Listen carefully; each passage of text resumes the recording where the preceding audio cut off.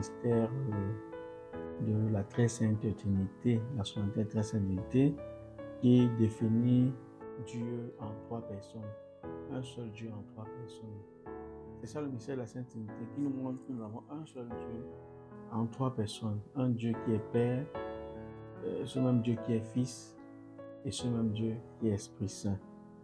Les lectures dans la Bible évoquent la très sainte Trinité sans employer le terme.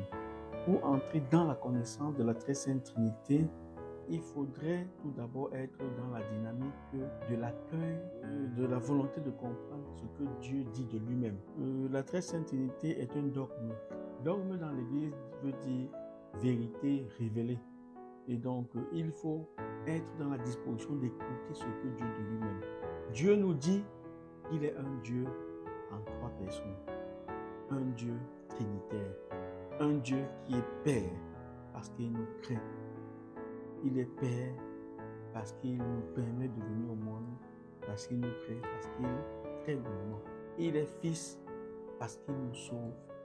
Il est Esprit Saint parce qu'il nous sanctifie. Voilà donc les différentes, dans une vision économique, c'est-à-dire en entrant dans notre histoire, comment Dieu intervient dans notre histoire. Il nous crée, il nous sauve, il nous sanctifie. Et ce dogme de la très sainte Trinité a été développé déjà dans l'Église dès 325 lors du concile de Nicée, Constantinople. Et la préface de la messe de la Sainte Trinité clarifie notre regard dans cette vision de Dieu trinitaire en disant ceci, je vais citer: vraiment, il est juste et bon de te rendre gloire. Avec ton Fils unique et le Saint-Esprit, tu es un seul Dieu, tu es un seul Seigneur dans la trinité des personnes et l'unité de leur nature. Nous avons donc un Dieu communion. Ce n'est pas un Dieu qui est sur terre. Nous célébrons un Dieu communion parce que circule l'amour entre les différentes personnes. Et cette vision de Dieu communion dans la Trinité nous montre que véritablement pour mieux nous développer dans la vie, nous devons faire circuler l'amour entre nous. Nous devons vivre l'amour. Dans les familles, aujourd'hui, il manque d'amour. Quand on dit la famille telle, quand il y a des actions de la famille, parfois c'est un membre de la famille qui agit, mais dans l'exploitation de cette action, on dit c'est la famille telle. Et pour que cette famille telle soit puissante, il faudrait que l'amour puisse y régner. La Trinité Sainte peut se voir également comme le corps humain. Nous avons un corps humain, mais qui a différentes parties: la tête, le tronc et les membres. Chaque fois qu'une partie du corps agit, c'est tout le corps qui agit. Lorsque j'ai accompli une action avec ma main, on dira que c'est l'abbé Jean de Pest qui l'a fait. Lorsque ce sont mes pieds qui agissent, on dira que c'est l'abbé Jean de Pest. Mais s'il faut parler de façon spécifique, on dira que c'est la main de l'abbé Jean de Pest, le pied de l'abbé Jean de Pest qui accomplit telle action. Et c'est ainsi que Dieu, en entrant dans notre histoire, nous fait comprendre qu'il est un Dieu trinitaire, un Dieu dans lequel circule l'amour. Il nous crée, il nous sanctifie, il nous sauve et être dans cette disposition.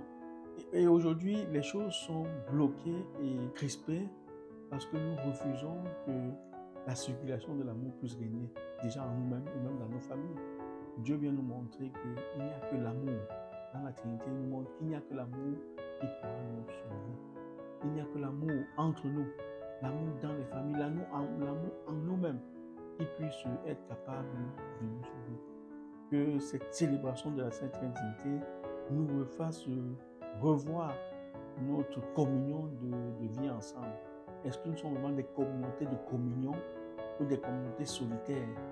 Est-ce que nous sommes des communautés d'amour ou des communautés d'individualisme et de concurrence? Est-ce que nous acceptons que l'action d'une personne dans la communauté est pour le bien de la communauté? Dans les familles, dans les traditions religieuses, notamment l'Église catholique, nous vivons véritablement ce mystère de Dieu communion. L'Église dite catholique a plusieurs branches, mais chaque fois qu'il y a une action, c'est l'Église qui agit. On a plusieurs communautés. On a les Salésiens, les Avériens, les Diocésains, les dominicains. Mais dans cette action de différents membres de la communauté catholique, c'est la même Église qui agit. Et donc, pour sortir de nos problèmes, nos difficultés, cette image de Dieu communion devrait souvent nous permettre de revoir notre relation dans nos différentes familles afin d'être plus efficaces et plus efficients dans la société. Que le Seigneur nous bénisse au nom du Père, du Fils et du Saint-Esprit.